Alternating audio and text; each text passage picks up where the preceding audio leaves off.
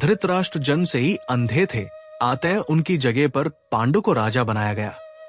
इससे धृतराष्ट्र को सदा अपनी नेत्रहीनता पर क्रोध आता और पांडु से द्वेष भावना होने लगती। पांडु ने संपूर्ण भारतवर्ष को जीतकर कुरु राज्य की सीमाओं का यवनों के देश तक विस्तार कर दिया। एक बार राजा पांडु अपनी दोनों पत्नियों कुंती तथा माद्री के साथ आखेट के लिए वन में गए। वहां उन्हें एक मृग का प्रणयरत जोड़ा दृष्टिगत हुआ। पांडु ने तत्काल अपने बाण से उस मृग को घायल कर दिया। मरते हुए मृगरूपधारी निर्दोष ऋषि ने पांडु को शाप दिया, राजन, तुम्हारे समान क्रूर पुरुष इस संसार में कोई भी नहीं होगा। तूने मुझे प्रणय के समय बाण मारा है, अतः जब कभी भी तू प्रणयरत होगा तेरी मृत्यु हो जाएगी। इस शाप से पांडु अत्यंत दुखी हुए और अपनी रानियों से बोले, हे देवियों, अब मैं अपनी समस्त वासनाओं का त्याग करके इस वन में ही रहूंगा। तुम लोग हस्तिनापुर लौट जाओ। उनके वचनों को सुनकर दोनों रानियों ने दुखी होकर कहा, नाथ, हम आपके बिना एक क्षण भी जीवित नहीं रह सकती।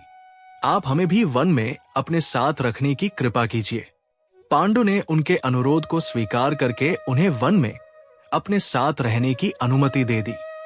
इसी दौरान राजा पांडु ने अमावस्या के दिन ऋषि मुनियों को ब्रह्मा जी के दर्शनों के लिए जाते हुए देखा। उन्होंने उन ऋषि मुनियों से स्वयं को साथ ले जाने का आग्रह किया।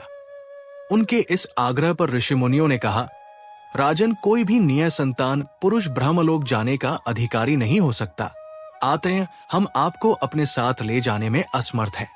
ऋषि मुनियों की बात सुनकर पांडु अपनी पत्नी से बोले, हे कुंती, मेरा जन्म लेना ही वृथा हो रहा है, क्योंकि संतानहीन व्यक्ति पितृऋण, ऋषिऋण, देवऋण तथा मनुष्य ऋण से मुक्ति नहीं पा सकता। क्या तुम पुत्र प्राप्ति के लिए मेरी सहायता कर सकती हो?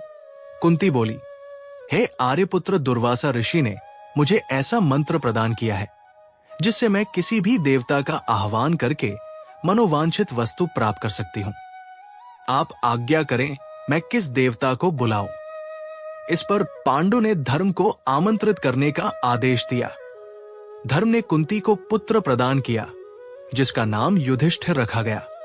कालांतर में पांडु ने कुंती को पुनः 2 बार वायुदेव तथा इंद्रदेव को आमंत्रित करने की आज्ञा दी। वायुदेव से भीम तथा इंद्र से अर्जुन की उत्पत्ति हुई। तत्पश्चात पांडु की आज्ञा से कुंती ने माद्री को उस मंत्र की दीक्षा दी। माद्री ने अश्वनी कुमारों को आमंत्रित किया और नकुल तथा सहदेव का जन्म हुआ। एक दिन राजा पांडु माद्री के साथ वन में सरिता के तट पर भ्रमण कर रहे थे। वातावरण अत्यंत रमणीक था और शीतल मंद सुगंधित वायु चल रही थी। सहसा वायु के झोंके से माद्री का वस्त्र उड़ गया। इससे पांडु का मन चंचल हो उठा और वे प्रणय में प्रवृत्त हुए ही थे कि शापवश उनकी मृत्यु हो गई।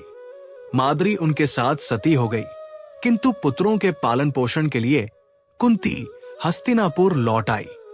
वहां रहने वाले ऋषि मुनि पांडवों को राजमहल छोड़कर आ गए।